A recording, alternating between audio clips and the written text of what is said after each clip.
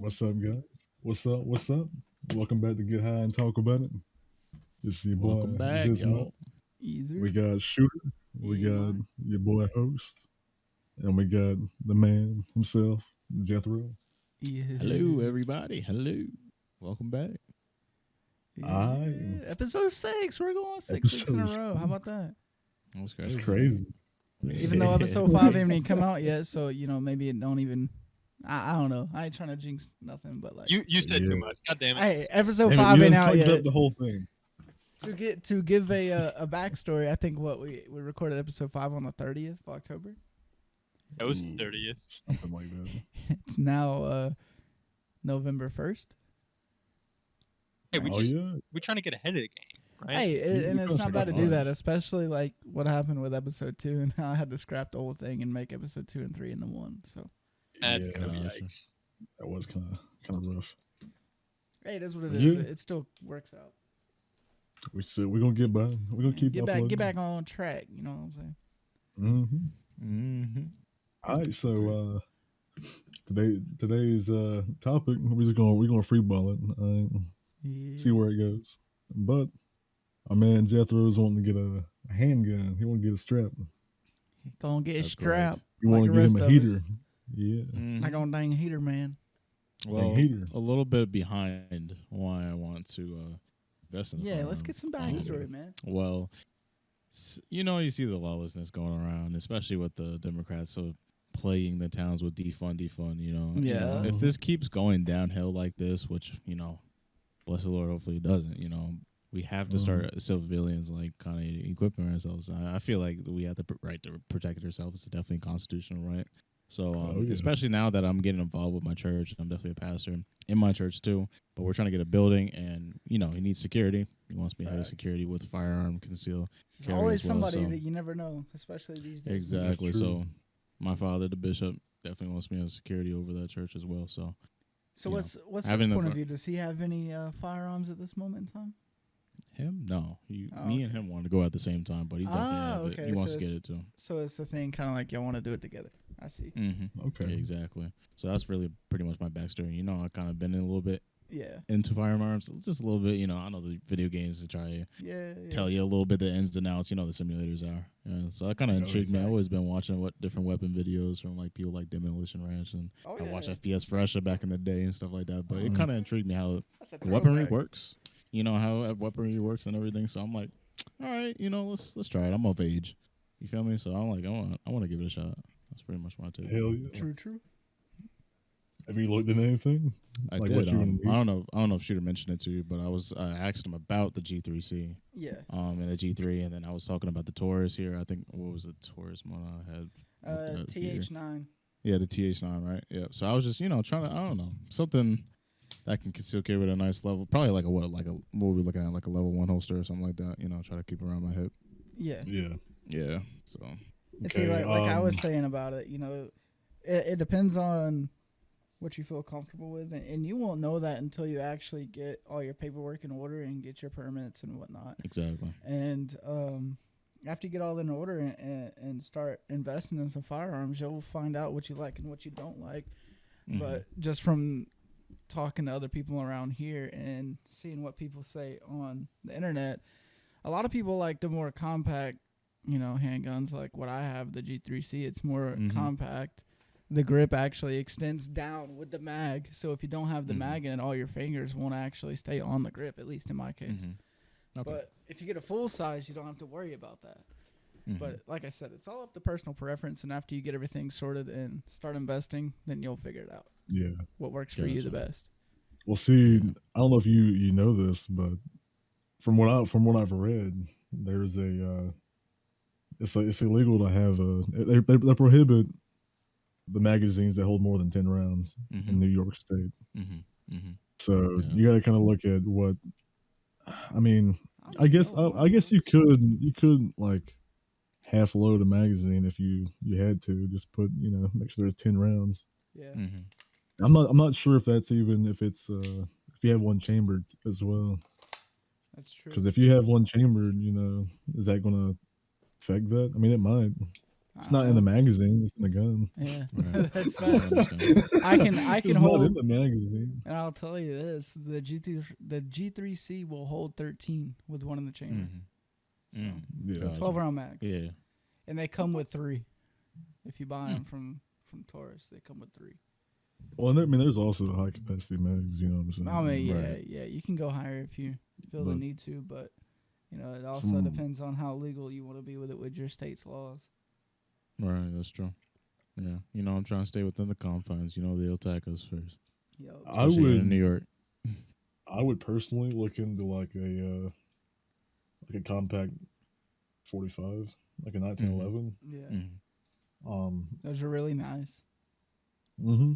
They're not the cheapest thing in the world, and like I was saying earlier, you get what you pay for, especially That's the right. That's firearms. a Well, 7 round with one in the chamber, I think I know you enough that you like the finer qualities of life. right? I don't see you as I don't see Stop you as a playing. high point guy. Yeah. Yeah. Of course. I mean, I don't know. I mean, I'm sure you would deck out a high point, and put like a 50 round drum I mag haven't on really it. done any research on the rounds. backgrounds of those. I'm not gonna lie. I would not prefer a high point. Mm. I wouldn't either, man. But Yeah. to prefer to you, I would say either like a compact 9mm or 45, something with some Right. stopping power, Like I was saying, I brought up or a Glock. revolver. Right. Yeah. Right. Yeah. Like what a Gen 4, right? He was referencing shooter. I wasn't necessarily referencing a specific model, just Glock in general. They're all relatively pretty good firearms. Mhm. They usually Reliable as well, they're right? like the Yeah. AK of the handguns. You know what I mean? Mhm. Like they run Yeah. through just about everything. Right. Granted, I mean Durable. you don't want to do that because you never know, anything can happen at a certain point in time. Mhm. But Mhm. you don't want to run them rough like that. But if needed, they can withstand. Gotcha. Been proven to Okay. be able to do that. And I know Host over here, he does own a Glock himself. Okay. Cool. Definitely. Seems like Mhm. he's a mute at the moment. Hey, Yes, I'm no, a I'm not. mute. No, I'm not. No, I'm not. No, I'm not. So tell Jethro a shut your little mouth. bit. Tell Yeah, Jethro a little tell- bit about your Glock. Yeah. So, I mean, I went the special route. I mean, I've started with Glock. I've been Glock. It's all Glock, right? Right. I started with the G34 MOS, which was a Gen 5 with the MOS cutout. It's got a really long slide on it, more so than your standard. It's just a big fucking gun. But I found that I agree a lot with what Shooter said in the terms of having a little bit more of a manageable, compact type of Yeah. firearm on me. And Right. I kind of went the in-between route. I got one of their I guess more limited series called the 19X. You can't 19X. really get a hold of them unless you're law enforcement or military, but you can find a few laying about. Mhm. But it's Holschfeel. It's got your full size hand grip and all that. Your trigger. It's Mhm. so it's your Glock 17, whatever, 17+1. But the slide is a Glock 19 slide, which is Glock's compact gun. So in terms of like concealing it, it makes it really easy, but you don't sacrifice the hand grip and the stability of having a compact or a subcompact grip. And I've run steel casing, brass, nickel, And some of the that's what I worst like grain. that's what I like about Glocks too. You can run just about any ammo you want to, and that's what a lot of people like too, is to be able to run anything that you might come across in a certain situation or whatever. I know one guy on a post that I read, he said, if it comes down to it, and the country is in sort of this wasteland like fight kind of Right. area, you want to be able to run anything that you could find on the ground through your gun. Mhm. You know what I Absolutely. mean? And that's like something kind of a negative about my Taurus, is that I can't run steel case ammo in my Taurus. Mhm. Oh, that It hurts, just- man. It won't run. Yeah, Yeah, it another won't good thing to cycle note enough. too. The 19XJ is the Mhm. only Generation 5, which is Glock's newest Glock, that has the tritium night sights on it. They all went over to the painted White Ridge, which do not give you any type of night shooting capability. Not that you really need it to firearm, but Yeah. having them is pretty nice. And with Glock too, like the flexibility as far as changing out your sights, as far as I know, on the majority of Glocks. I don't know if it's the case with yours, but like Oh being yeah. able Oh to yeah. put a red dot or whatever you may want to put Right, the on it to Picatinny change. rails on Yeah. the under. Well, that too on the bottom. Sometimes you have to change the slide and stuff, but yeah, I Yeah. get what you mean. Yeah, as far as adding on what you think you would want and kind of finding your own way with it is a lot easier with Glock, I feel like, than And that's any the other whole point of company. Glock. Yeah, Yeah. it's be modular. Yeah, exactly. And like with my Taurus, in order to do anything like that, I have to get a custom slide that's milled out, either have my slide sent off to somebody who can mill out the top of it in order to put the plate on it, the sights ready plate or the optics ready plate, or I have to buy one directly from Taurus, which in my opinion is honestly kind of a waste of money because just for the slide, it's like $230 something. That's almost as much as I paid for the gun in its entirety. You know what I mean? At that point, if you're gonna get a Taurus or anything like that, and you think you're gonna want that kind of customizability to be able to put a different sight or whatever on it, then get an optics ready one like a Toro or anything like Toro, that already has the Glockus slide on it. MOS. Yeah, Yep. exactly. That's kind of where I messed up, but I don't. Yeah, it's the same way. You just have to do a little bit of research into what you want. You'll be set. Oh yeah, for sure. And I was just browsing, like they had it there, and it was ready to go that day. I was like, you know what, I'll pick it up. That was me with the 19X, man. I traded my G34 in on it, and they're like, with law enforcement or whatnot, I get something called the Blue Label discount, and it's like 15 or 25 or 35% off. I can't remember which one. Off on top of a fucking good Trade-in. discount they were already running, and then the trade-in. I think I Yeah. only dropped $100 on it, 120, something like that. True. There's a lot of Cool. There's a lot of availability out there for firearms in general. Oh, And absolutely. like I said, once you start, buying and investing in them, you'll figure out what you want and figure out what works for you. And the same goes for, like, since you said you want to conceal carry, same goes for holsters too. You'll find what you like and what you don't like. Gotcha. It's just kind of a phase that you're gonna have to go through of trying out new stuff and seeing what fits you better. Man, I got lucky with holsters because, I mean, shooter, you might know, but I'm a lefty. I mean, I can shoot with my right, but I prefer not to. Same, actually. Yeah. And I actually got really lucky. The first company I actually came across when I bought this gun is like, oh, crap, well, I need I actually have a little bit of a different holster. I have a out carry holster. It's a hip holster just for Yeah. some of the stuff I do. But it's what they call a level 2 holster. So you can't just zip the gun out of it. You actually have a D-press that you put in, and then you drag the gun out. And it's to keep people from walking up and stealing your gun while Yeah. you're doing that kind of stuff. But anyway, they're called Phobos Arms or Phobos International. They're an Israeli group. Oh, okay. And I've had this thing for my Glock 34, so I've had it for like 4.5 years. The wear on it is minimal. Yeah. It holds up beautifully. The spring So release. what's the for trigger material and on it? everything, What's it made out of? It's just a polymer Okay. plastic. That's basically what mine is too. And unfortunately, I didn't realize it when I was ordering it, but it's mainly like it's a concealed carry. It's inside of like your Mhm. belt loop. It hooks on. They want you to wear a belt, but some of the like jeans that I wear, you don't necessarily have to be able to use this holster. Yeah.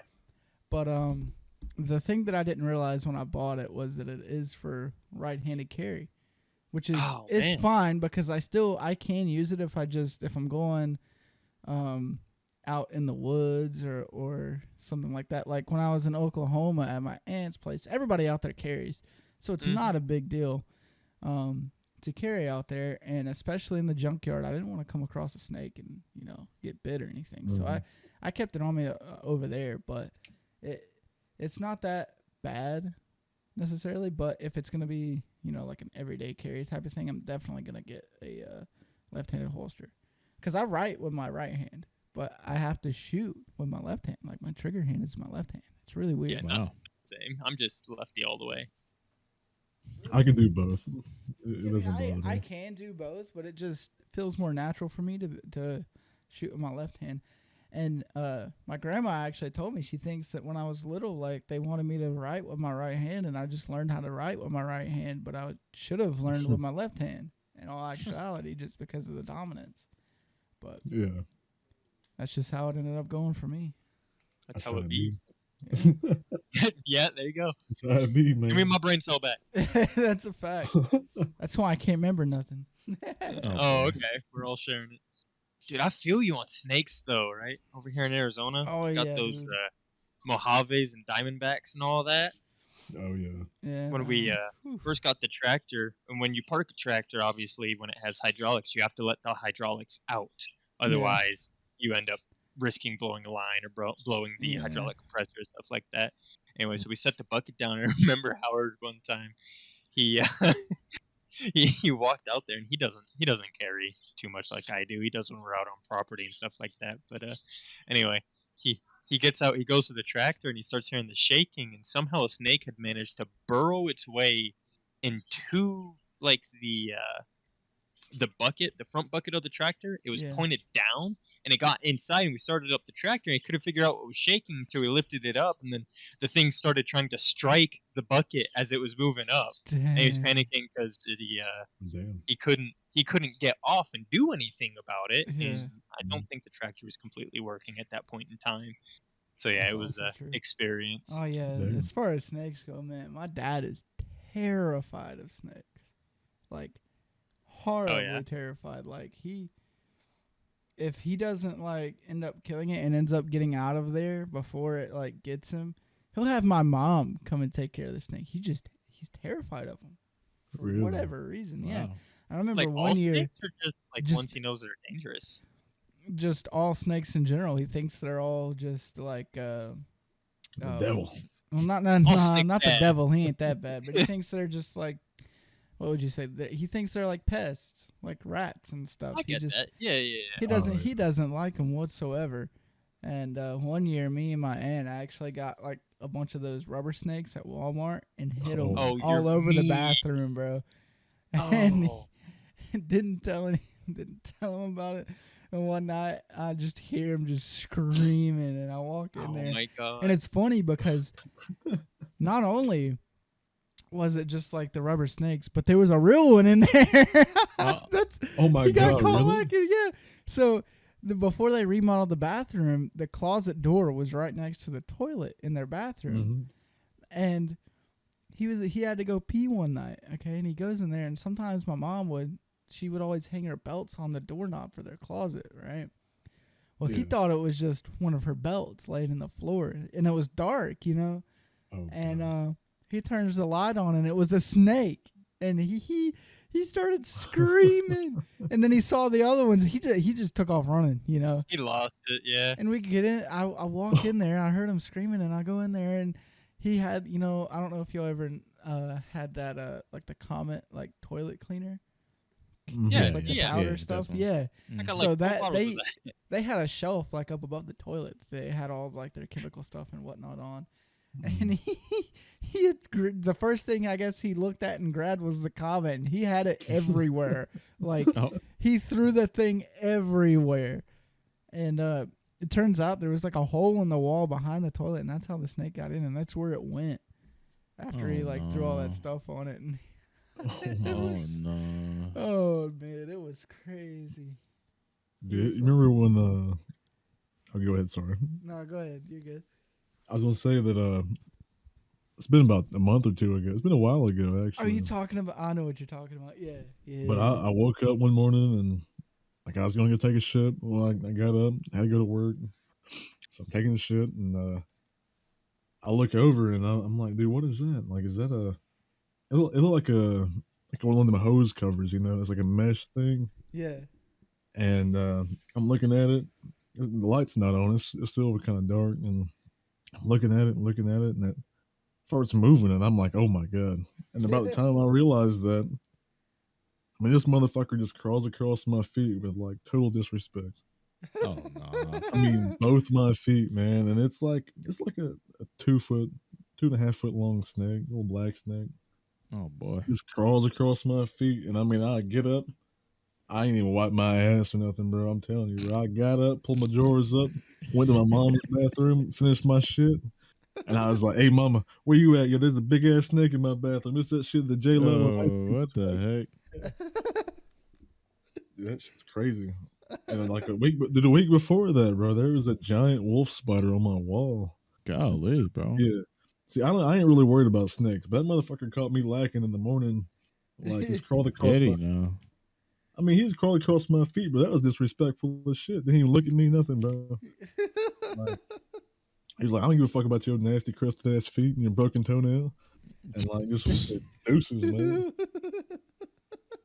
But nah, man, that spider though, like I don't fuck with spiders. Like spiders are I like don't I'm either, terrified man. of spiders. Like I throw hands like over spiders. And I seen this. I was taking this shit, and I looked over and seen that one on the wall. Same thing. I didn't even wipe my ass, bro. I got up and was hollering for my mom, and I was like, "Hey, ma," and she ain't even she was putting her shoes on because she's about to go to work too. She only had one shoe on, so she come out all hobbling and shit. And she was like, "What?" And I'm like, "Go look at the bathroom. Like, there's a big ass spider on my wall." And I made her kill it. Yeah. Yeah, No, no, I don't play we with don't like them spoders around here, man. Oh man, the devil. Dude, speaking of spiders, when my brother Trey, he had moved out and he was renting a house like on the Mill Hill over there. Mm-hmm. And when they lost the house, they quit paying the rent or whatever. He came back over here and like had his boxes and stuff and put them in our closets, in my closet and the other bedroom's closet. And I was just chilling one night, just playing the game, and he was in there with me, just hanging out. And he was like, "Hey, bro, look." I was like, "What you talking about?" And I look like under my desk because the way I had it, like I had one of that L desk that y'all got at y'all's house. Right? Yeah. It was kind of like in front of my closet door, and one of the like my monitors and everything were the back of them were facing the closet door. Right? I look under my desk, and there's this gigantic like brown spider. I mean, he was huge, legs all sprawled out everywhere. I was like, "Lord, boy!" I went and grabbed a paper towel and I squashed that fool. Oh And boy. we started finding them all over the house. I was like, No. that fool brought them spiders into the house. They had to be in the boxes, bro. Without a doubt, they had to be in those boxes he brought into the house because we never had a spider problem in the house. I mean, we don't anymore, but it was like for probably a couple of weeks. We'd just be finding them around the house. And I'm like, bro, I know you brought those in here. You bought them spiders? Yeah, he bought them. But for real though, like I wouldn't about that. Be bonkers, man. I don't like spiders. I agree. How you feel about spiders, Jethro? Nah, I'll take them out. You know, maybe like the bigger ones I'm a little bit more hesitant on, but I do find a way to clear them out. That's I do. facts. Just gotta get rid of them. You know. That's a fact. Can't be having them around. Right. I used to take my little my BB gun and I'd pump it up full of air. But I wouldn't put a Blast 'em. BB in it. Blast their And bodies off I'd their get it. legs. Yeah, bro. I'd blow them bitches to smithereens. That's a fact. Hey, you pack them BB guns full of air, they actually do be blasting a good bit of air out. Yeah, I used to shoot my stepsister with roly polies, man. She used to piss me off. I put a roly poly in there because, dude, it was the perfect size, man. Yeah. And they would like splat to you. I mean, they hurt, dude, but they would never pierce skin or leave bruises, even at like point blank. Because I've You done got it that all before. figured out, huh? Yeah, and she would have to fucking peel them bitches off of her. Oh no, bro. Yeah, one time I shot her in the back of the head with a worm. I'm telling you, I'm not gonna lie, man. I would still do that to this day. Dude, you know what? I remember one time when your dad was still there, we all went out to the lake, or not to the lake, but to one of those rivers over near the lake, you know, like Sliding Rock or something like that. Yeah, I don't remember if it was you or like your uncle or one of the guys that was with us, but they got up and there was like leeches all over, dude. What the heck? Oh Like, yeah, all I remember over him, that. bro. And he was like, Yeah, he was trying like to pull 'em 16. And he off. was crying like a little bitch. Yeah. I was like, golly, but I was like, yeah, Dude, let me they hop weren't up out no the water small real ones quick. neither. Those things was Yeah, fucking they were huge. Like, I mean, like the size of, I mean, dude, I'm talking about. Like a small snake, bro. Like they were huge. There's like fucking 4 or 5 of them. I know. Oof. I was like, yeah, I'm gonna get up out the water real quick. I I started did looking. too. I was like, that you know, checking my legs. I was Yeah. like, woo. Dude, I had at the sliding rock that we were talking about, Yeah. there's these like puddles of water and like little holes in the rock, Yeah. like on the rock face, and the frog there's like they're full of tadpoles. Really, Yeah. I didn't know that, and I start fucking stepping through them bitches, bro. And I stepped in, I started looking at my feet, bro. Dude, my ankles are covered in blood. And fucking dead tadpoles, dude. I killed thousands. And I felt so fucking bad, dude. Like I was just talking about like I was bebopping and skipping and jumping and shit. Oh, Bebopping. yeah, man. I killed thousands of them little bastards. R.I.P. to the frogs that never made it. That's a fact. I mean, you know, there's a lot of frogs out there, so I don't think it had a crazy impact on life. That's funny, Yeah, though. homies was crying for him in their heads. Was that Helen Keller? She misses the frogs. Oh Lord, had to do him like that. Damn. Speaking of doing it like that, you know, so I went out earlier to the store to get my mom some cigarettes, and I get back and my car's still smoking, bro. Still? Oh, Yeah. really?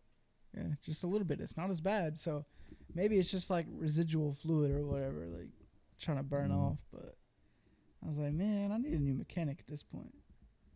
I don't know. Hey, I ain't losing enough fluid to like cause severe problems, like it's staying at the same fluid levels.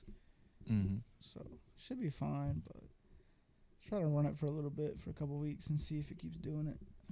Yeah.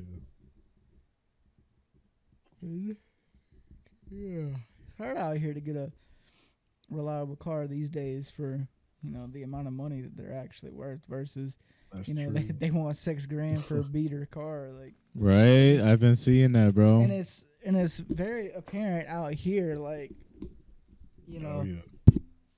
But it's crazy compared to places like Oklahoma where I was, Mm-hmm. because dude, vehicles out there are so cheap. Like, Really? yeah, my aunt got like a Chevy, I don't know what it is. It's just some little compact 4-door car, and they got it for $350, and they can sell it for $12,000 right now. Bro, what? Yep. Yeah, they be finding deals like Yep. that. They be I'm found. like, Yep. I'm like, how? I'm going to Oklahoma, bro. That's a fact. And you know Fuck what? South Like, Carolina. I thought about that too, especially like traveling out there and seeing all the different places. Like the weather out there, out west, is just so much better. Like the humidity is non-existent out there. Like you can tell so much of a difference. Like it was 90 something degrees out there, bro, and it felt like 70 here. Really? Yes, bro. Like the weather. No sweaty balls? What? Yes, bro. I'm telling you, like it's such a huge difference. As Dude, far it gets as, so like, bad here. Like you'll take a shower, be clean, then step out and dry yourself off, and your balls are sweaty again. yeah, exactly. Dude, that's just how the humidity is in Jethro. You know something about that? When y'all came out here, like it's horrible. Yeah. I don't know how bad like the humidity and stuff is in New York, but like down here it's rough. Wow. It really is. And I don't know about Arizona either there, Mr. Host, but Yeah, true. Oh, where I'm at, humidity's fucking through the roof in the mountains, dude. okay, yeah, so you're kind of in that area, but I'm telling you, like, Bro, I used to live in Dayton. Trust me, I know fucking 90% humidity. oh, it's awful. But yeah, out there in Oklahoma, it was like non-existent. I'm like, dude, I could Word. work with this. You know what I mean? It's wild. So, stepping into that, you know what? I got another topic idea. What's the farthest y'all ever traveled from where you're living at? Traveled, Just like, in it general. doesn't matter Just how, in right? general, international and domestic travel, whatever. Farthest I've been was Texas. Texas. Or, Mm-hmm. Like Miami. oh, word. I was a little kid though. I don't remember. Community worse down there too than here. Oh, I yeah. feel like. What about you, Mr. Host? What's the furthest you've ever traveled? Man, I don't even know how to answer. You know how many places I've been? Yeah, actually. What's the furthest Yeah. state you've ever been in from Arizona? Oh, you want to keep it incontinent? Yeah. Well, don't have to. Because out of all of us, I think you might be the only one that's gone international, except for maybe Jethro. Yeah, I've probably done that a few spooky times. You know, fucking, I keep it. I mean, I've been to a lot of places. Probably, in terms of mileage, probably Just Washington distance, State from where I'm currently at. Oh, okay. Same. We made that drive a crap ton. Yeah. Not quite as far as the drive that I had to go. What was that? What was time as far as time goes? How many hours? Oh for you to man. get up there? I want to say it took like 2.5 days. I don't know how many hours on the road exactly. Okay. So on the maps app, in order for me to get up there from my location, was 42 hours, I think is what it said. Sheesh. Damn. Which is That- it's funny because it didn't take us 42 hours to get up there. And this Yeah, was that's a with whole mood. this was with a 32-foot Airstream trailer on the back of the truck, bro. We left Saturday night and got there like very, very early Sunday morning. Oh, okay. It was like midnight Sunday night. And I think we kind of just took a nap for a couple hours and waited on dude to show up on Monday morning. So it took us roughly like 2 to 3 days to get out there and get it unhooked and unloaded. Jeez. Which is really good time considering like we were pulling a 32-foot Airstream trailer. Sheesh. I'm hoping I'm not gonna That's have to crazy. make the trip over to Tennessee. It's like 48 or 49 hours Oh yeah. on maps. Fucking Yeah. so that car that I bought, the 83, Yeah. we've been trying to get a transport company for the past week to come bring it to us. That was our Oh plan dude, all you know along. what? What? I know a guy. Well, we finally got someone today because Oh, today 50 we grand? kind of said, hey yo, if nobody's gonna pick it up, we're gonna have to fly over there and drive the thing that probably only gets like maybe 7 to 9 miles to the it's gallon. something awful The like that. 1,800 miles back home. Yeah. It's like, no, we don't want to do that. But no, we found supposedly a good guy who's supposed to pick it up tomorrow and we'll have it here by Thursday, which I doubt. But as long as he has it here within the next week, I'm happy. I need this car here. I want it here. That's a fact. It's like you see something you want it like right then and there. I paid That's the kinda money my for it struggle already. with, We- like, we already ordering stuff wired the online. money. Yeah, well there you go. It's like technically your car already, you know. Mhm. Now, hey, if that falls through, I know a guy. You know what I mean? Yeah, I'll hit you up, dude. Yeah, man. And Tennessee's not that far from us. I should have fucking thought about that. I didn't even think that you might have wanted to do that. Well, me maybe not, but my dad, he likes doing that type of thing. I got you. Yeah, if he's willing to give me some money, you know what I'm saying, I'll do it. No, Oh, but like boy. that's my dad. He tows for people every once in a while, and that's how we ended up getting that deal to take that Airstream up there to the Canadian border up there in Blaine, Washington. Mm-hmm. Because the guy that restores those Airstreams is actually a good friend of my dad's, and he heard through whoever that my dad was hauling pipe. He one of his other friends from one of the like pipe places, I don't know what you would necessarily call it, but he just sells pipe and like septic tank covers and stuff like that. He contracts out a lot of that stuff out to bigger places, and every couple of weeks or so he'll have a job for my dad just to haul a big Tex gooseneck trailer just filled full of pipe down to Georgia or Tennessee or wherever, you know. And he'll go do that and make a couple of $100 or even $1,000, you know. And that's easy money for him. All he's got to do is drive it down there and drive it back, and that's it. Mm-hmm. I got you. Which, I mean, the deal that we got for that trailer, man, it was insane. I don't know if all of you know I how remember you much. telling me, yeah. Yeah, 10 I grand. know. 10 grand we were paid to take it out there. 5 before we left and 5 after it was delivered. Jesus, bud. And unfortunately, that was wired to my bank account. So IRS is going to be looking at me. Yikes, man. But like, I mean, as soon as I got that money, it was already taken out. You know, Right. he gave me $1,200 for going with him. Hey, that's chill. Yeah, I didn't even really do nothing. I drove a little bit, but nowhere near what he drove. Mm-hmm. He drove almost the entire way out there like straight. We only stayed one night in somewhere in Wyoming, I want to say. Damn. Okay. Wow. We were like, Did you ever? we were almost there. Like, we were really close. It was right before we crossed over into Idaho, and we stayed the night in, I think, Wyoming. I feel you. Did you ever almost fall asleep? Me? No. Yeah. He With did. your dad? He did, for sure. Several You have to times. wake his ass up. Several times. No, I didn't have to wake him up. He would usually pull over. Hmm. He used to drive like that all the time, so Smart, he know- man. he Yeah, know- you can't drive he while you're knows when to tired. stop, you know. Mm-hmm. I didn't. I picked up like twice on the way out there, which wasn't for a really long distance. And then on the way back, I think I drove through. What's the state before Alabama? I went almost all the way through Alabama into Georgia.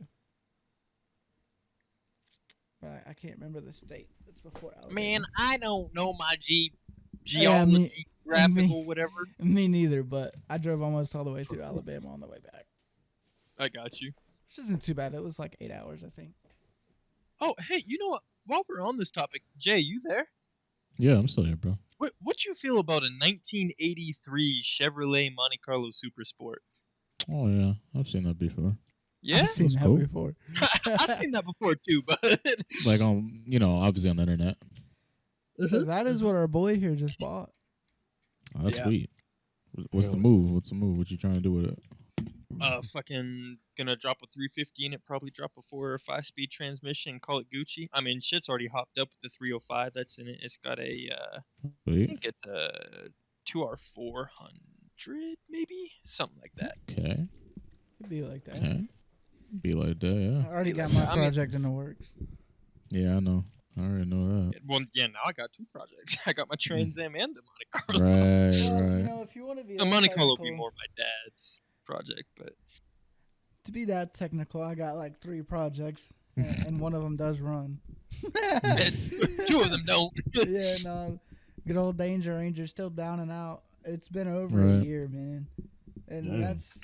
that's a little ridiculous. It really has, shooter. Oh, I Listen, know.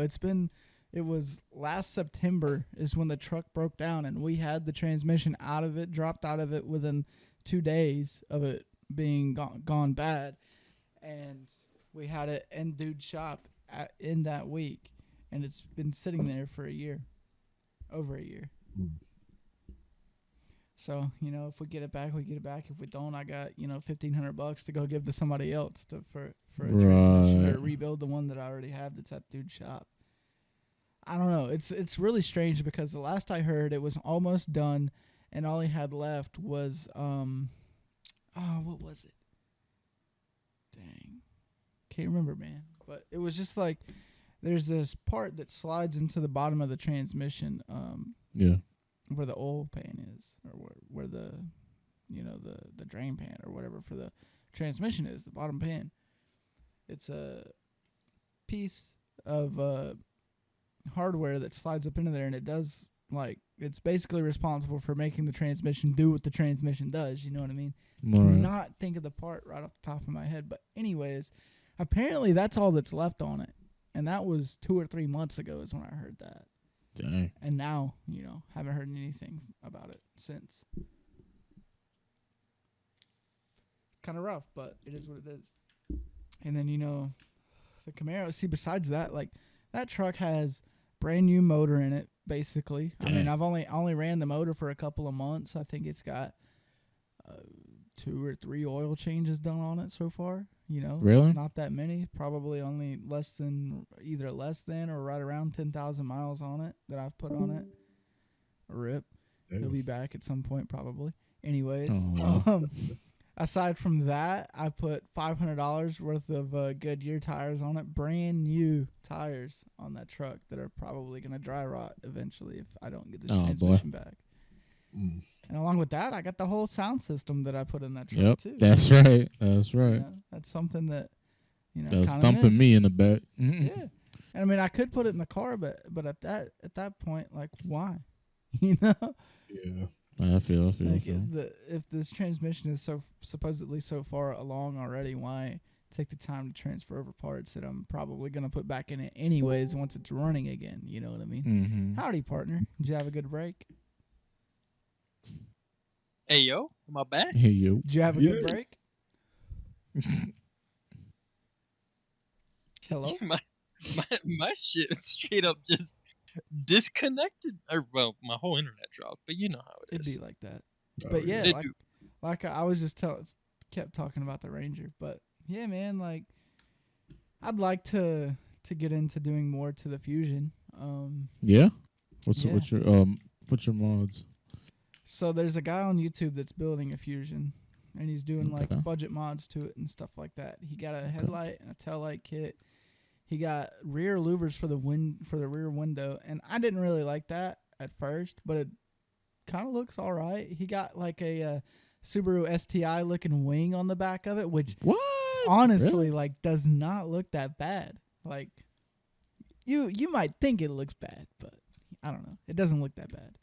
And he also, I think he put different rims on it, stuff like that. He did hood vents, and he also did something with the grill. He like took the centerpiece out the grill and plasti dipped the rest of it to match the paint on the car. It looks really clean for what it is. And he put like LEDs under it and all that kind of stuff. But also, another thing that I found out is that the Mazda Speed 3 Turbo Kit is a 1-for-1 like bolt-on to the stock 4-cylinder Ford Fusion manifold. So you can take the manifold with the turbo on it, and the whole turbo kit from the Mazda Speed 3, and put it on the Ford Fusion. And people are saying they can run it at low boost without having to build the motor. The only thing that you would maybe want to do is replace the head gasket, and then do a higher torque spec on the head. But other than that, people are saying that they're not even having to put upgraded internals into the motor to run it, which would be cool. Dang. But I don't think it would boost the power as much as it would if you put a bigger turbo and upgraded the internals of the motor. So I might go that route with it. I was thinking, maybe run it until the motor blows and then rebuild it to that kind of spec. Just have a fun little ripper. Yeah, I could see you doing that. Yeah. And I mean, it's not something that I necessarily need or want to do right now because I'm building the Camaro. Mm-hmm. Yeah. And that Camaro is already going to be like a 500, 600, or 700 horsepower endeavor at that point. Yeah. Right. Yeah, weekend car. Yeah, it'll be something fun. Be something fun to have. Even though I do want something that I can rip around on the weekends right now. I was looking at a Corvette, which y'all know. It's a pretty clean car. Salvage title, unfortunately, but I mean, We can work that out. yeah, I told the guy if it's still there by the time I get enough money to make a down payment on it, I'll probably go pick it up. They wanted to see with the finance company that they go through, they have to have a certain percentage down. They have the car listed for $9,999, pretty much $10,000, right? And it's already got wheels. It's already got a aftermarket touchscreen head unit with Bluetooth and all that good stuff. So Dang. the windows are tinted. It's the paint is refreshed. The interior has been redone. Everything on it that I would want to do to a car like that has already been done. The hell, yeah. And those cars, like, in way worse condition than that, are going for a lot higher. Granted, they don't have salvage titles.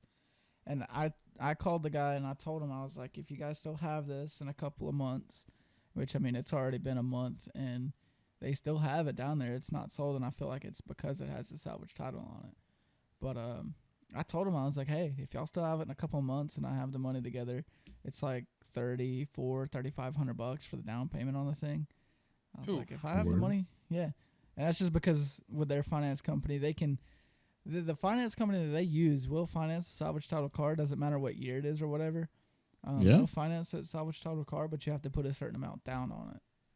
Oh shit. Okay. So I told them, I was like, hey, if I have the money together, y'all still have it. I'll come look at it. If y'all let me, I'll take it to, a friend of ours that has a frame machine and can see. One of my dad's buddies has an alignment machine with the 4 posts on it or whatever, that can align all 4 wheels, and he'll be able to tell if the frame's tweaked or whatever. And if it's out of spec, then I'm not going to touch it. But if the car's still within spec, I'll probably pick it up. Because it's it's an iconic car. It's a fun car to have. It's already got everything that I would want done to it already. Besides motor mods. I think it's a stock LS motor. But other than that, it's got everything. It's got the exhaust on it. It sounds pretty good. He sucked me into it when he let me start it. And unfortunately, he told me he would have let me drive it that day if it wasn't raining because those LS motors have that low end torque, so it was fun Yes, wheels. sir. So he's like, "Yeah, I don't want you getting out in the rain with that thing. At least not till you buy it anyway." So I was like, "Hey, it is what it is, man." Hey, yo, I was so I don't know if you guys know, but I'm my vehicle right now is a '86 square body Chevy, and dude, I was drifting that bitch this morning. Where you go to drift it at? Fucking public roads, whatever I'm fucking Dude, driving hey on. man, look, this ain't like New York down here. We got these back end country roads, man. We pretty much Yeah, do man. I thought whatever you we went in want. like an empty parking lot or something. No, I'm just driving to work, man. It's it's like 6 o'clock in the morning. How much horsepower is that? Like, It's a 350 small block. Probably. I wouldn't know. I'd say. Oh, two- 85 stock 350 small block. 200 to 300. 86. That's what I'm Yeah, thinking. you pushing like 250, 275. that's what I think it was. Yeah. Think it was 250. Gotcha. I I'm don't thinking know. somewhere Just around pulling 300. skirt. 250 to Really? Like, 300. 250 It's- to 300. It'll be, peppy. It's little- been put through its paces Yeah. though, so you think it doesn't have all the HPs. Well, plus it's got 480,000 miles on it. Oh, Yeah, but I mean, those are built. something with that high mileage probably has been rebuilt at one point or another. Yeah, I think it has you been. think so? I think it's been rebuilt, honestly. I think it Most has. cars with that amount of mileage, if they're running strong and it feels like they're running strong, they've probably been rebuilt at some point. You can tell. Well, I mean, it runs. It don't stop. It's done. It's done pretty it good. don't stop. Oh, the brakes need to be done. I found out this morning because they grabbed and well, I was slowing down. I was going downhill to a stop sign to get Lock on 'em up. 183. Well, it didn't really lock them up, but they gave away and then catched itself again. Ah, okay. So Yeah, it kind of scared the shit out of me. I was about to go into traffic. Yeah, gotta get them done. I did my front brakes when we were going through that whole ordeal with my car. Mm-hmm. It was I don't know, man. I didn't mention that in the last episode, did I? I I don't think so. Did I? I don't know. But you know what? For new viewers, I'll go over it again. Mm-hmm. So one of the main highways that goes through our area is called 123, and I was on my way back, going back to where my mom works, and I was just cruising along doing about 80, 90 mile an hour. I look in the mirror behind me, bro, and it looks like the bottom of my motor gave way and oil was just pouring on the exhaust. Like it just. Yeah, bro. It looked like a smoke show. It literally, those planes in GTA 5 are just planes in general. Like, that's what it looked like behind me, bro. And I was like, dang, bro. And I just kept on going, and I pull into where she's working, and one of her co-workers, Randy, was sitting outside in one of the company vehicles. And he was like, man, something smell like it burning. I was like, yeah, I know what's wrong with it. Ain't got no gas in it. Nah, it's got gas in it. But yeah, I was like, man, it's smoking way too much. And come to find out, at least, I mean, all right. So I don't know if it's for sure yet. We're gonna have to wait a couple of weeks, and kind of cruise it around a little bit, see if the smoking kind of dies down. But brought it home, put it on the lift, and started looking at it. And I mean, it had transmission fluid sprayed everywhere from like the front of the motor all the way back to the rear tires of the car. It was everywhere up under the car. I was like, all right, well, it's kind of hard to diagnose where it's coming from, but at first I thought it was coming from the dipstick too, because when my dad put the new fluid in it, he overfilled it. I thought, I think it built up too much pressure in the system and was just yoinking the fluid out. Well, it turns out it may or may not have been coming out of one of the CV axle seals that goes into the side of the transmission because it's a front-wheel drive car. So ended up going through a whole ordeal with that, trying to find the seals. Place where my mom works didn't have the right one. So I ended up going to Advanced Auto Parts. Advanced Auto Parts. Yes, sir. And I picked up one. They had the right one. Brought it back, put it in there. Got the axle and everything reseated. Went ahead and did the brakes on it. And in doing the brakes, I went to, back out, go drive the car around the block. And I heard like this god awful noise. You know what I mean? What's up? It was just like horrible noise, right? I didn't even make it out of my driveway and I could hear it. So I turned around, went back back to the shop, put it back on the lift, and I was like, something ain't right. So I took the wheels off, and I'll send y'all a picture of the brake pad in a little bit, but it had separated the brake pad from the back plate of the brake pad. You know what I mean? It's got they got the big metal plate on it, and then they have the actual pad itself. Brake pad. Yeah. It separated the two and bent the plate on the back of it. What the fuck, bro? Like what? It fell out of place from the caliper, and the caliper squished it in the wrong type of way, and it just pulled it apart. Very strange. My dad said he had never seen that in his entire time of working on vehicles, and I was like, "Dang, that's tough." So I went, took my old brake pads back for a core warranty replacement. Got a new set, put the new ones on there. Finally straightened out that whole mess. Went and drove it around the block, and it did fine until I took it out today, and it was smoking again, but just a little bit, not as much as it was. So I don't know if it's just trying to burn off residual fluid, or if it's just still leaking somewhere. But in taking that axle out, it actually drained a good bit of that extra fluid out, and it's a little bit a little bit low now as far as the fluid level goes. So hey, I'm gonna be right back. All right, bro. Gotcha. But yeah, I mean, we'll see where it goes as far as that. But I don't know. I feel like I got a bunch of beaters around here, man. Like it's crazy. That's the newest car that I've owned, and in its ownership of my ownership, it's probably the worst vehicle that I've ever had to deal with as far as problems goes. Dang. Like just one thing after another with that thing. But Is it now? yeah, but I can get a good price, $1,200, and those cars are going for about $4,000 to $5,000 right now. So the motor goes, the transmission goes, to put a couple thousand into it, and have it done right and have it running right. That car will be worth it at that point. You know what I mean? Right. I got it for cheap. I put enough money in it to where I could buy one that might already have had those issues. So I think it's for now a decent little investment. All right, I'm back. Just until I can get everything right on it. What's up, brother? What's up, man? I had some ice cream, man. I want to go put my bowl Nice. That's how it goes, man. Yeah. That's how it goes. I'm not gonna lie, I'm kind of pissed, dude. I went to the Dollar General to get it, and they don't have much of a selection in what I got. Cause I got some for me and some for my mom, and Cool. hers looked good as fuck. I should have got some of it.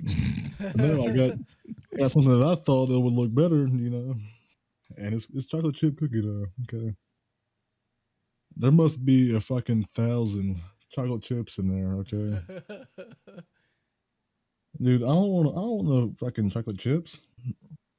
Like if I gotta chew my ice cream, dude, I don't want to do that. Like I don't know about you guys. You like to let it melt in your mouth, boy. I let it melt in my mouth and I swallow it and I savor it on my tongue.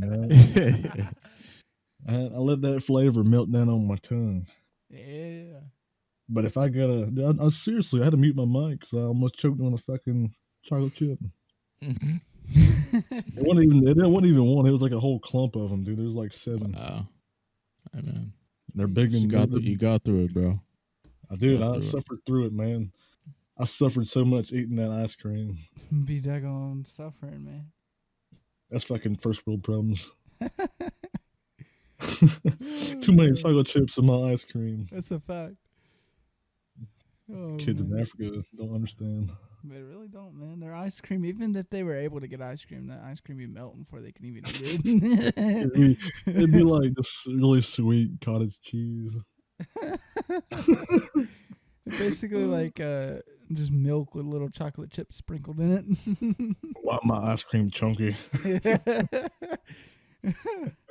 Oh Lord. All right, so I just came up with another topic idea to talk about since we're all kind of in the area of content creation, you know.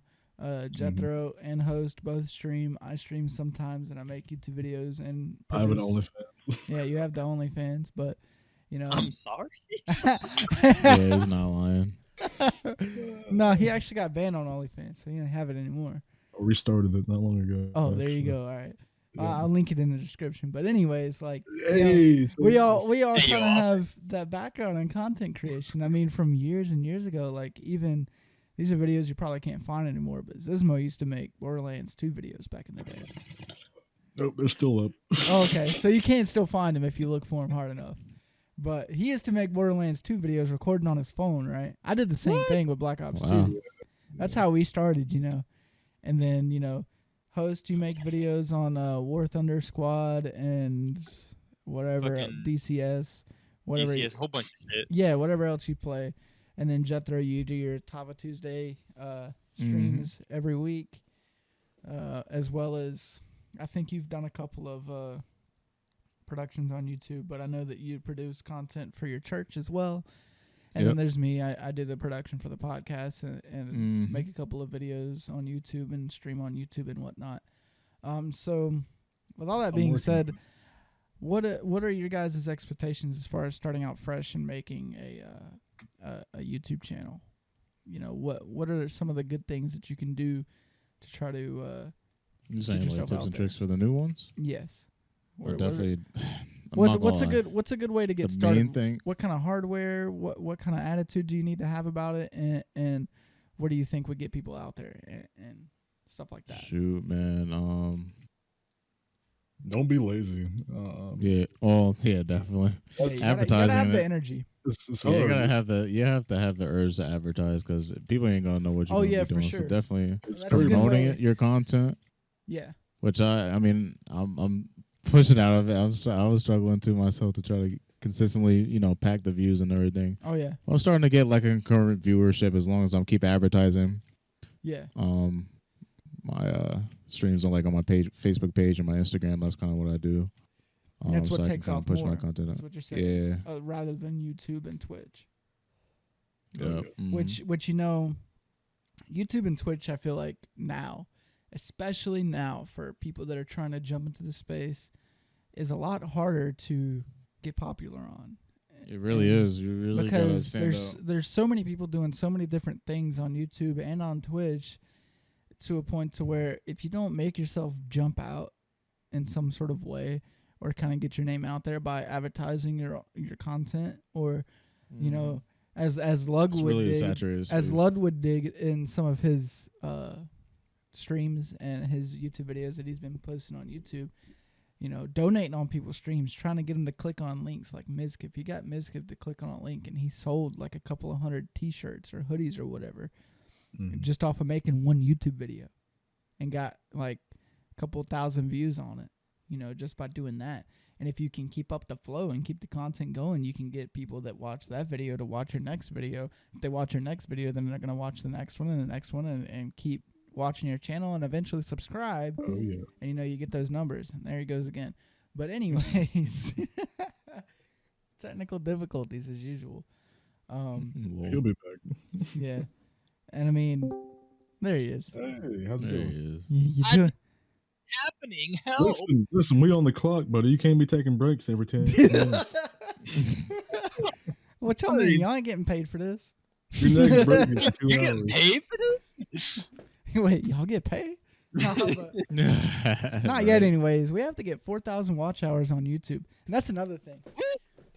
Yeah, so it doesn't matter your subscriber count necessarily, at least on YouTube as of right now. But in the creator space, especially with this account that I have been putting the podcast on, we got 1,300 something subscribers, and I feel like we get a little bit of viewership from those already existing subscribers.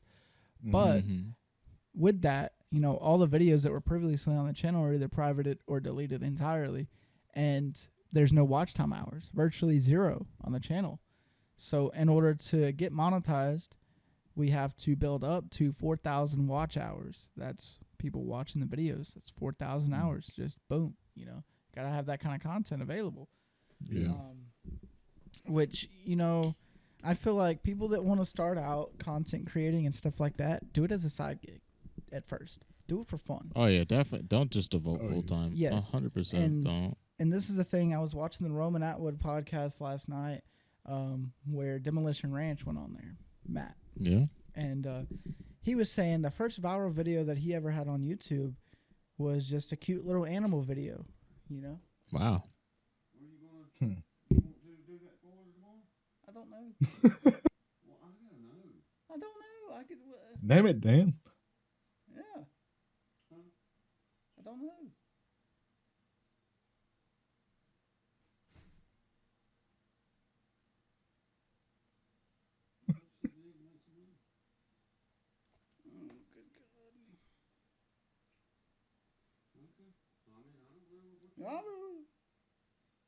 Huh?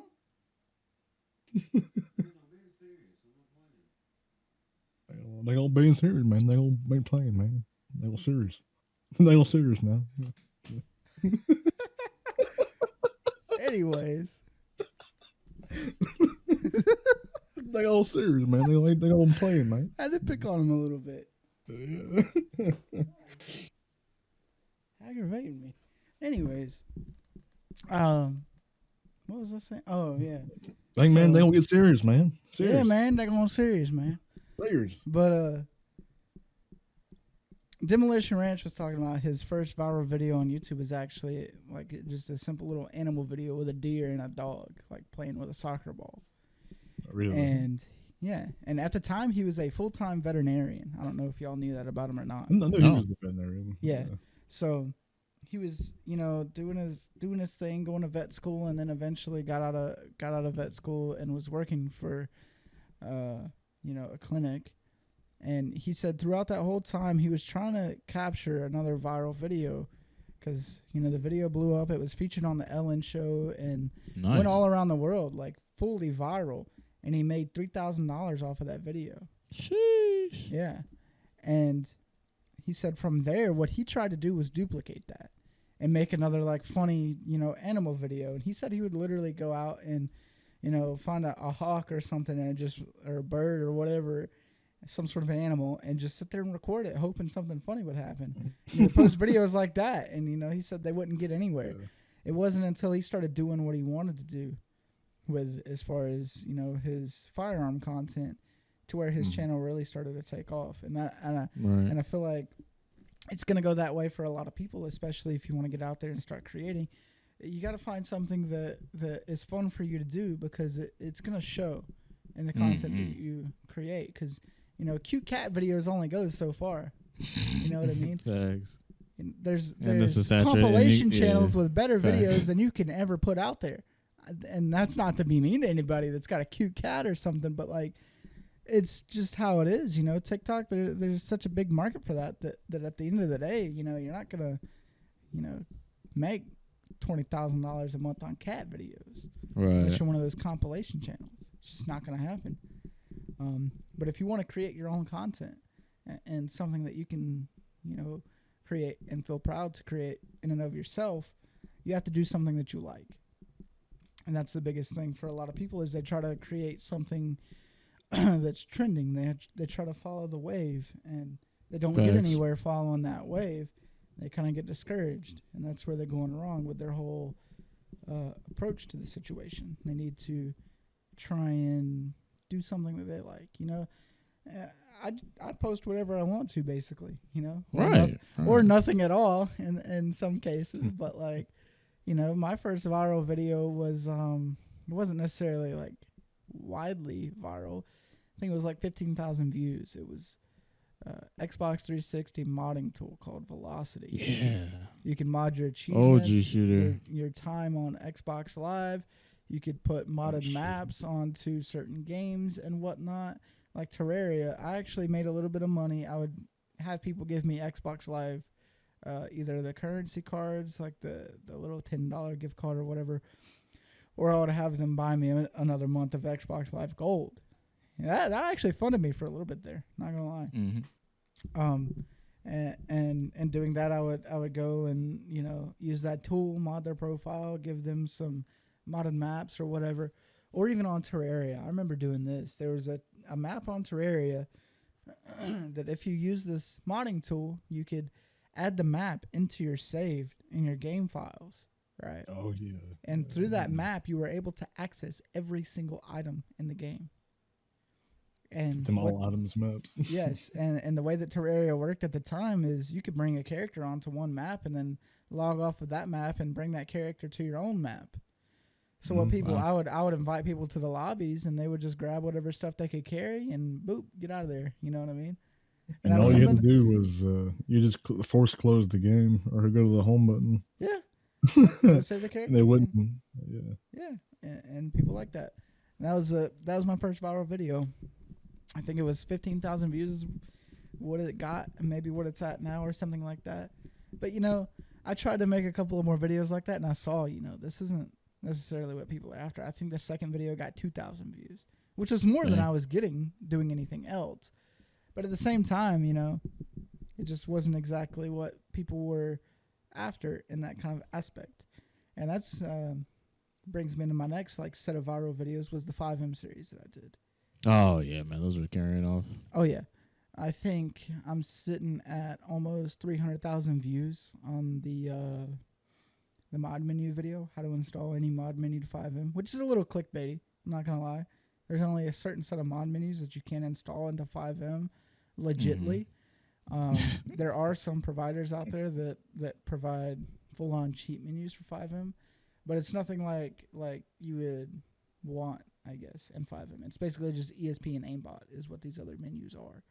They're not like they're not like Lua injection menus that are letting you add money into your little role play server or whatever. Those were a thing, but they're not so prevalent nowadays just because of how secure this stuff is starting to get. But anyways, I got 300-something thousand views on that video, which funny enough, it honestly doesn't pay that much. I get $20 a month from YouTube. It's it's not that, too, which granted, right. That's looking about 2,000 views a month, which is roughly $10 per 1,000 views, which isn't horrible. And if you think about it, these people that are getting a couple of 100,000 views per video are making thousands of dollars within their first day of the video being up. That's great. I make more money doing Twitch if you think about it. Yeah. I mean, I average 7 to sometimes 50 people depending on what I'm streaming or whatnot from the occasional sub. And then just the amount of ads that Twitch pushes out now, I hit my $50 monthly quota every month. There you go. Oh yeah, we don't talk about Twitch. We don't talk about it. No, you know what? I'll dip into it a little bit. Twitch and their ads are something that is getting stupidly absurd at this. It's just the YouTube apocalypse for Twitch. Yeah, sure, but But I mean, yeah, Twitch is high key rolling 7 ads on top of people Dude. every 10 minutes. So me and Zizmo were trying to get.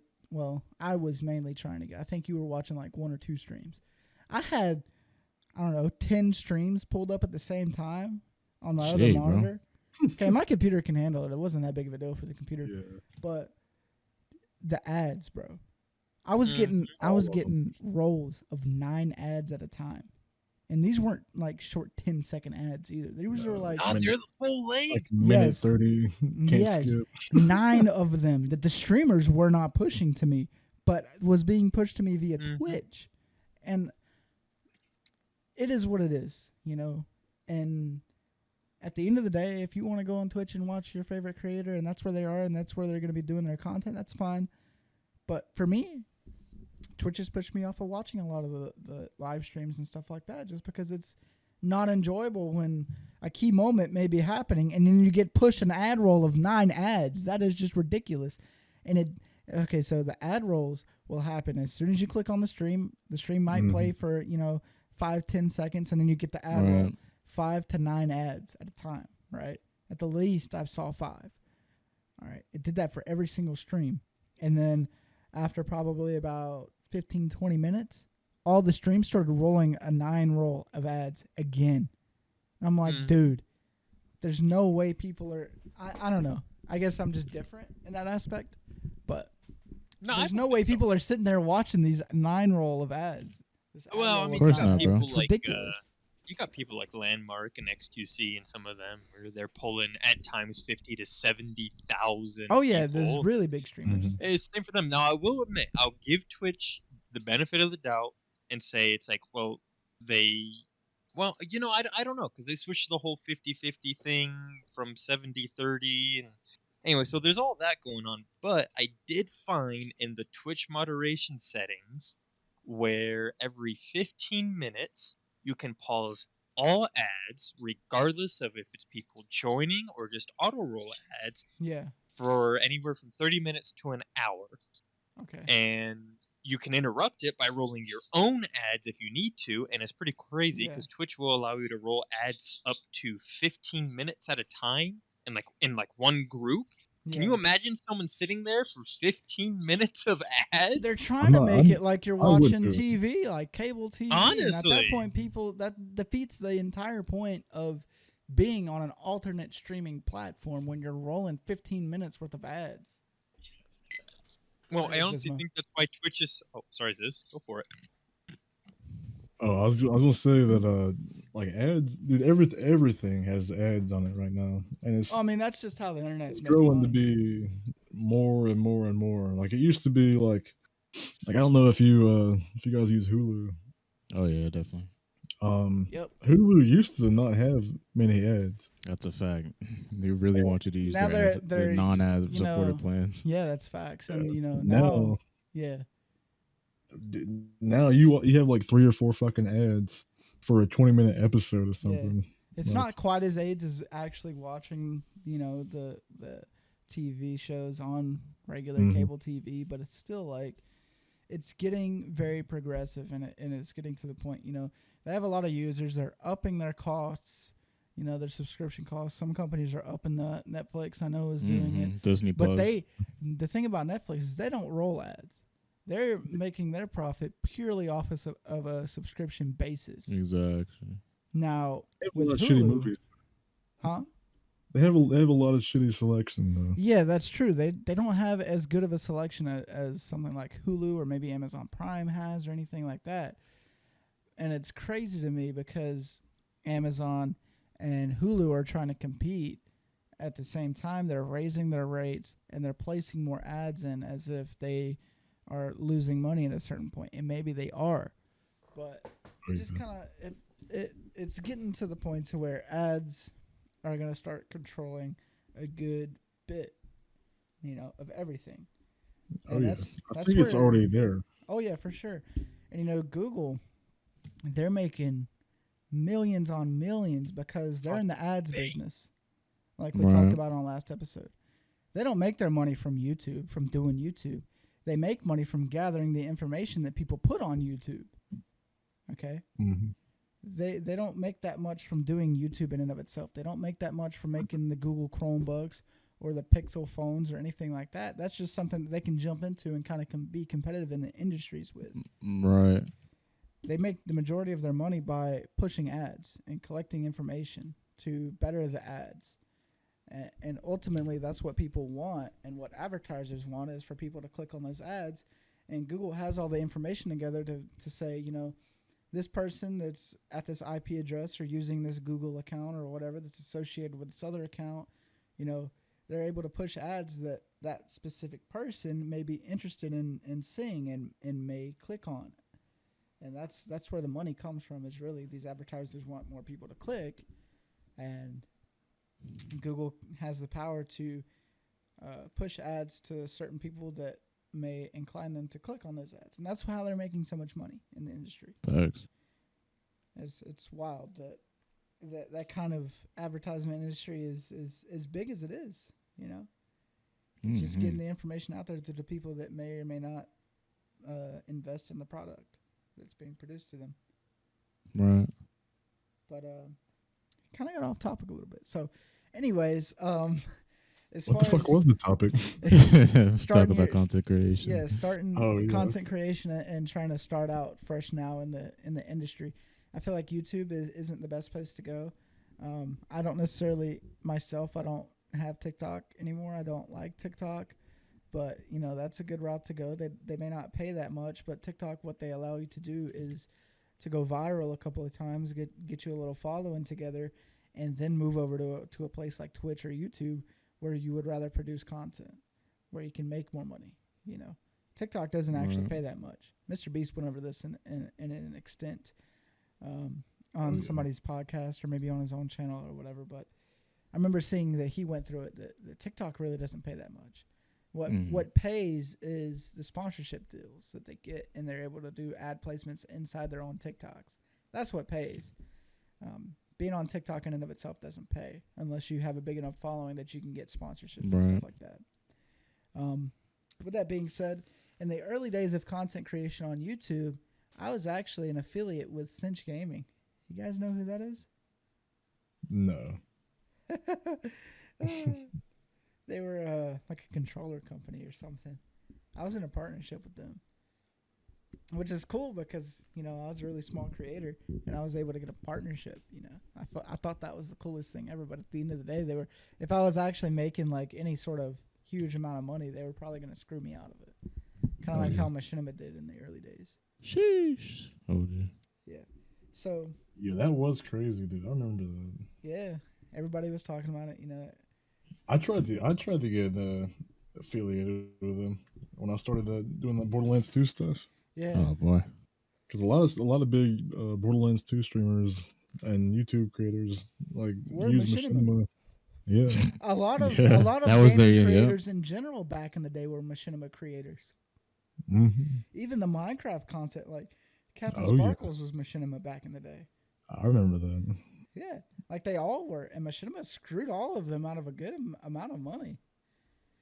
Mm-hmm. And that it's was crazy to crazy. see like all the organizations like FaZe Clan and Optic Gaming that all stemmed from like YouTube and content creation. Right.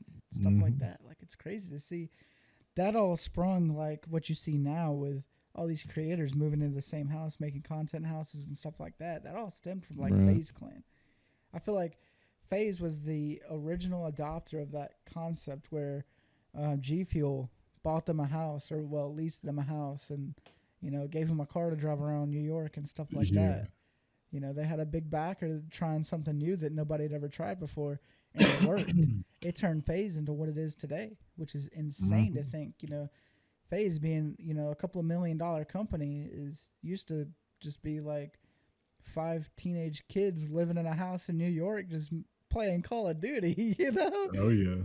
That's something that I feel like at a certain point in time we all wanted to do when we were growing up in that type That's of a space. fact. I Was for felt me. that. I definitely felt that. Oh yeah. Me and you have talked about that, Shooter. Yeah, for sure. And it'd be cool to pull off, but you know, at that point in time of us producing content, our content wasn't anywhere near the quality it needed to Oh, be yeah. to get to that level. And that's Right. another thing that I want to touch on is the hardware you need to produce that content is not cheap. You know, Oh yeah. like getting a computer together that can at least Facts, nowadays- man. nowadays with the way that games are coming out, the amount of processing power needed to Oh, man. not only just play the games in general, but play But they have them. like Spotify open in the background. Yeah, exactly. Eating up all Especially your CPU. with your computer, you Mhm. know. You spent what, $600 on that thing, you know? Like Yeah, it's, now it's like $9,000 now. It went up.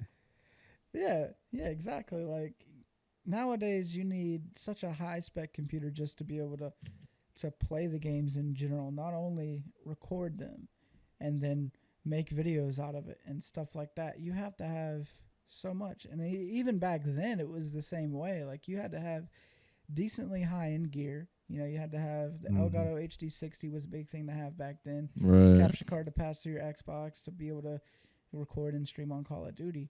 You know, that stuff wasn't cheap back then. I mean, now, you know, the HD60 is still like a $150 to $200 capture card. And that's just a capture card in and of itself. That doesn't buy you the computer in order to record the capture card.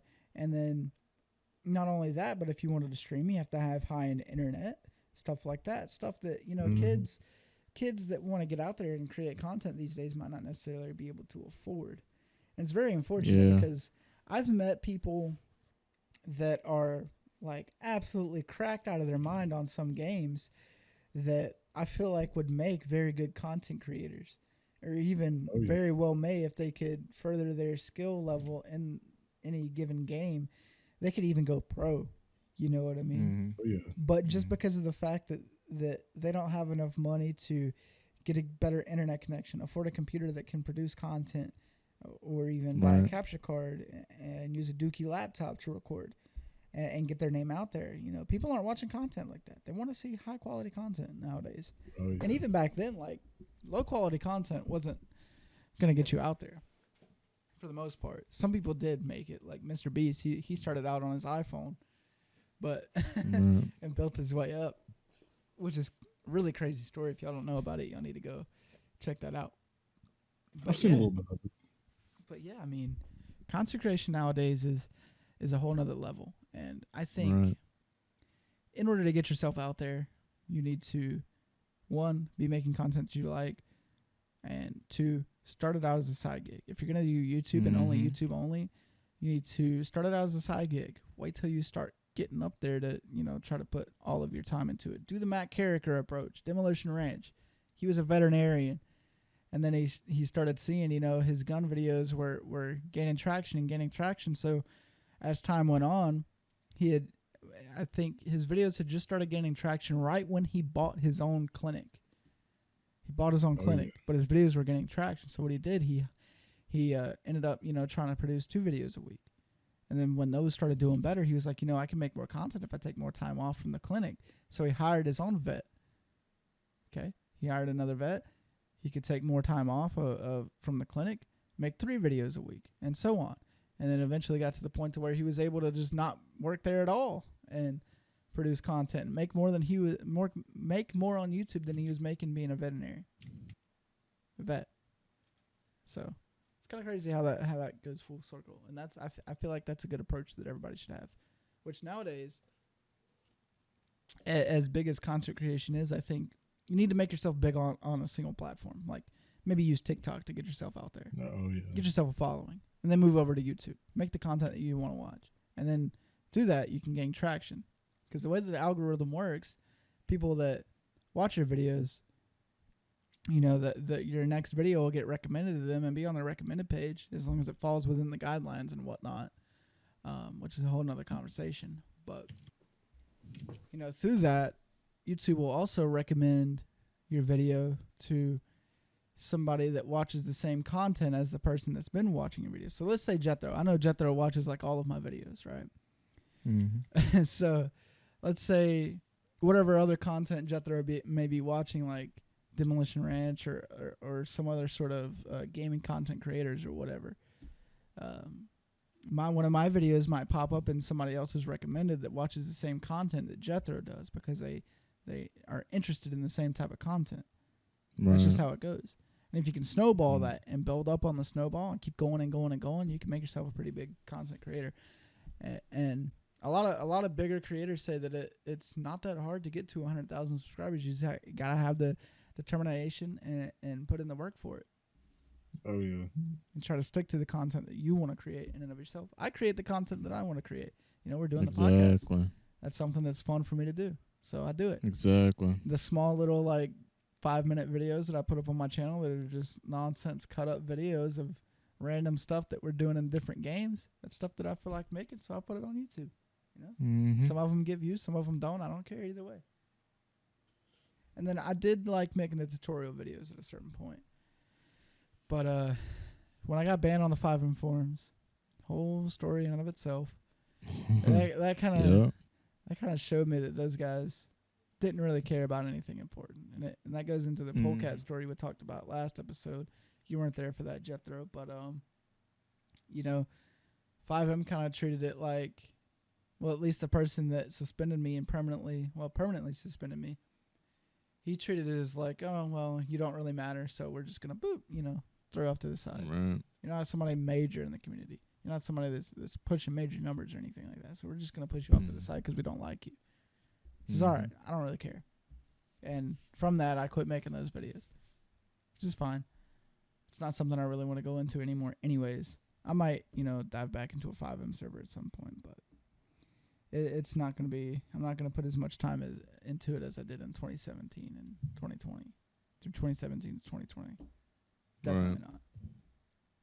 It's just not worth the time anymore to get yelled at by random people over the internet because they think, oh, they own a server with a couple hundred members. Yeah, we're hot shit. No, it's all right. I'm good with that. Anyways, what are y'all's thoughts on content creation? Y'all been letting me talk. Why don't y'all jump in? I think it's a very trendy way to make money. Yeah, Or everybody, not really money, doing but it. wants to get some fame. I'd say. Oh yeah.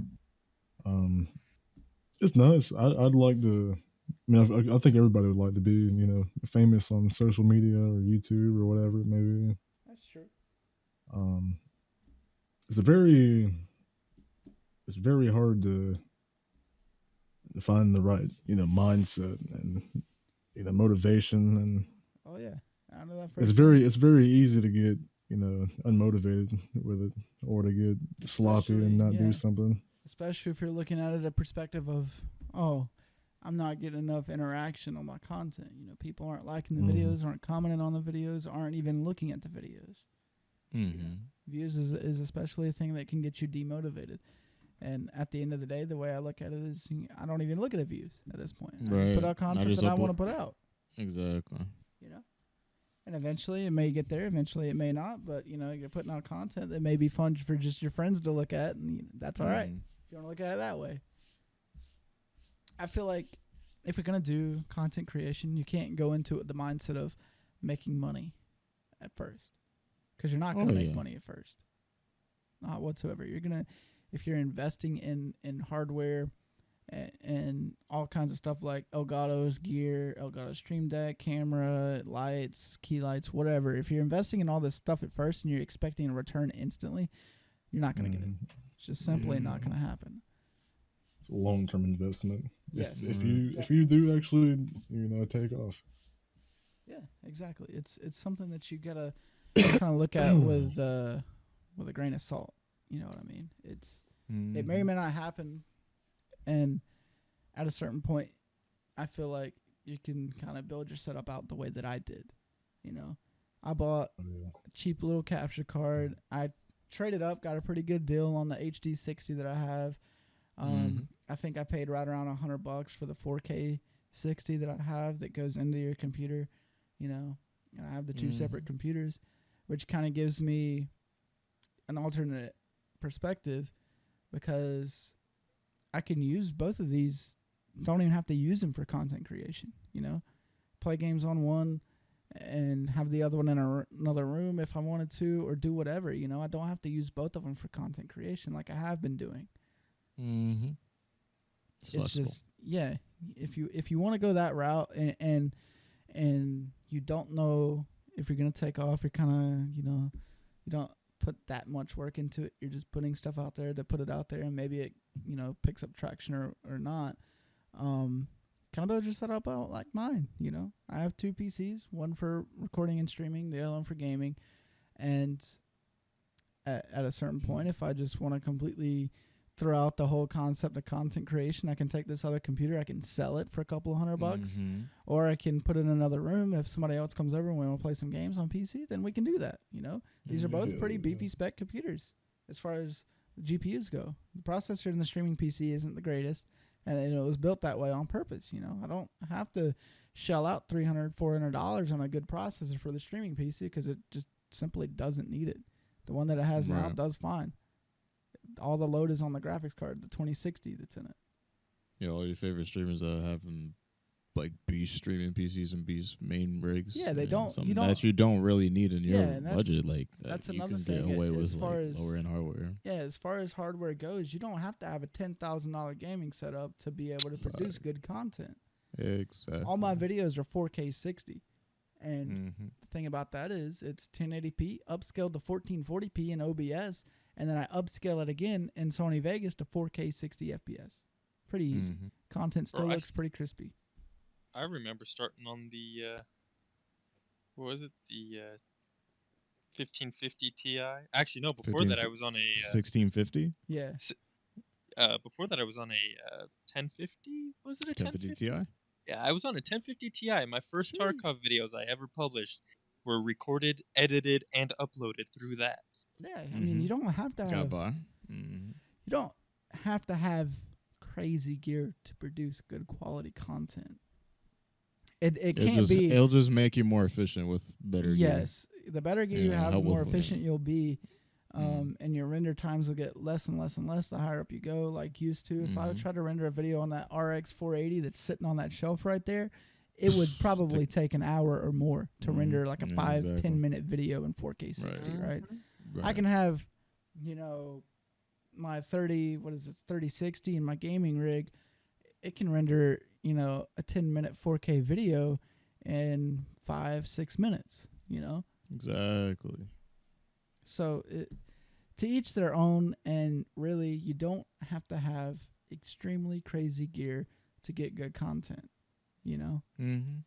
But given that, you don't want an RX 480, for example, because you just don't. All right. There's You're better not- options out there, man. Yes, you're not gonna get the results you want out of even some mid-tier PC hardware. Mm. Like, you're gonna want mid to high tier hardware, like a Mhm. 1660 or GTX 1660 paired with maybe like a 6 to 8 core Ryzen processor. That's probably gonna get you pretty good. You're gonna be able to produce yeah. good content with that. Mm-hmm. And I that ruined my doesn't- wallet you with my new PC. yeah, exactly. Right. Don't can- break the wallet. You can probably build that for around $500 to $600. Yeah, Mhm. exactly. With the case included and all the Yeah. parts. Yeah, with all the And the parts RAM. Yeah. included. In contrary, I spent like $4,800 on my computer. Exactly. Yeah, I You know don't have we to go want that route, upgrades. but Yeah, you don't have to do that. Yeah. You don't have to. Yeah, you got by all options. means, it's just preference, really. If you want your Preference, content yeah. to look good, feel good, play good, as You far can as maximize your games go, budget for that. Yeah. Maximize your budget. It's Well, all I'm that's just it. figuring I it mean- out along the way. People think they Like- got to like- spend $10,000 on a setup in order to get content. No, you don't have to. Mm-mm. Nope. Like I said, I spent I don't know, probably $300 on my streaming PC. Right. 2060, I think I spent 175 to 200 on it. I spent 140 on my motherboard and CPU, and the RAM I think was $60 with the old kit that I had in it, which was 32 gigs. And the power Gotcha. supply was free. It was in the case already. The I case think that's was another thing you need case to was mention free. too, though, is if you're buying better parts or whatnot, there's nothing necessarily saying you have to buy brand new at the scalped prices. Mhm. Exactly. Oh, I yeah, said didn't buy maximize brand your new. budget. Mm-hmm. My motherboard and Maximize your CPU and budget. the streaming PC was off of OfferUp. The Yeah, graphics look- card was look off of for eBay. good deals, man. Definitely. Yeah. Especially in can- these like times. Yeah. My RAM was off. Especially with the economy, man. Yeah, the RAM he got. Yeah. We went to go pick that shit up. Yeah. And I mean, you of course want to be on the lookout as far as buying stuff off of like Facebook Marketplace or OfferUp or anything like that. What I typically look for is if they have the identity verification where they sent their information in and had it verified. Mhm. I look for that a lot. Sometimes it's all right if the account is, more than a couple of months old or more than a year old. I'm cool with doing a deal with them. But if it's an account that was made within the same month and they're making you an offer you can't refuse on something or anything of that nature, don't do it. Sucks. Do not do it. Do not recommend it whatsoever. You'll get screwed 100%. If it's too good to And- be true, it's too It's good too to good be to be true. true. Yes, that's very true, especially over the internet. Anything like that. Oh, Very too good to be true. unless you have like that verification. But even then, sometimes I will tell you, I don't know. I probably briefly mentioned this to you guys a couple of months ago when it happened, but I sold my MacBook Air, right? Well, a day later, a guy messaged me. He's like, it doesn't turn on anymore. And I was like, all right, well, probably not that big of an issue. So he was like, can I get my money back for it? Because my wife's pissed. I was like, you know what? I don't care. Sure. So gave him the money back for it. Brought it home, looked at it, and I was like, all right, it doesn't turn on. I'll look at it later. A couple of weeks go by, I finally go and open it up. It turns out one of the capacitors in it burst. And sprayed liquid inside when it burst. And that kind of says to me, like, whether or not it was water damage previously, it could have been. I don't know. But whether they did it or somebody else did it, it is what it is. It happened. But I got screwed out of that deal. I got screwed out of $220, I think, $250, whatever I sold the thing for at the time. Which now you probably can't even sell that thing for $200, even if it was working. You know what I mean? Just the prices have dropped that much on them. So, yeah, kind of got screwed on that deal, but it's all right. You're gonna have that sometimes, especially when you're trying to wheel and deal. But, anyways, getting back to the main concept of content creation. Do what you want. Don't spend a lot of money at first. Don't expect to make a lot of money at first. Have fun with it. You'll probably end up doing good. Yep. If you can stay consistent, have fun, not expect to get paid, not put a whole lot of money into it, you're going to do decent. Of course. All right. So, anything else we want to talk about before we end out the episode? Yeah. What How long y'all- have we been going for? hour 38. Wow. Cool. I'm straight. Thank I you. don't have anything else to add. I was gonna say last stream was a 3-hour stream, so that should make up for something. Yeah. So I mean, Yeah, for sure. And you know what? I'm thinking about doing a series where we do like outtakes that weren't necessarily in the main cut of the podcast, or just stuff that I have on file that was not, produced in the time frame that we have inside of doing the podcast. I'm thinking about doing Yeah. that. Yeah, Cool. yeah. Just to try to get some watch time hours up and everything like that. Maybe one of them goes viral and brings eyes on our other content. So hey, that'd be cool as hell, man. yeah, man. Make some shorts. Yeah, gotta get into doing the shorts too. Cool. Hell All right. yeah. Well, on that note, everybody, we appreciate you for coming out and witnessing We do. episode 6. Kind of went. I don't know what do we cover, like only like 2 or 3 topics an hour and 39, but it gets like that Yeah, sometimes. we have fun with it though, right? Exactly. It was interesting. Hey, as long as we out Like here having fun. as being in here with Jay as well. I know, right? Appreciate We it. Yeah, don't it's we always don't good we don't hanging get a out. lot of time with Jethro. He always be doing Yeah. something. I know, Jethro a right? busy man. He a busy man. Hey, man, I was able to stretch it. Hey, he's a Yeah. hardworking man though. Don't get it Hardworking. twisted. Appreciate it. Oh yeah. Yeah, man. All right. Well, appreciate y'all for coming out. Appreciate y'all course, for thanks. viewing. Third. Thank and y'all. we'll see you on episode 7 next week.